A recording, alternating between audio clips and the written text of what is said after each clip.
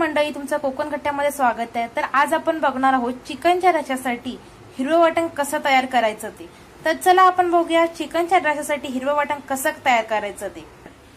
चला तर मग आज आपण चिकनचा रस्सा बनवण्यासाठी हिरवं वाटण घेतलेलं आहे ते मी तुम्हाला आता दाखवत आहे। तर पहिल्यांदा मी ही कोथिंबीर स्वच्छ धुवून घेतलेली आहे, ती ह्या मिक्सरच्या भांड्यामध्ये टाकत आहे आणि ह्या 10-12 लसणीच्या पाकळ्या आहेत त्या सुद्धा मी याच्यामध्ये घालत आहे।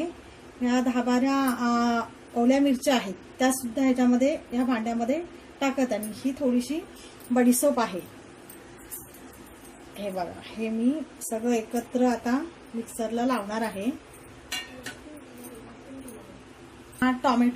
हा एक टोमॅटो सुद्धा मी कापून ठेवलेला आहे या ताटामध्ये, तो सुद्धा मी या मिक्सरच्या भांड्यामध्ये आता एकदम बारीक वाटून घेणार आहे आणि आपलं हिरवं वाटण तयार करणार आहे।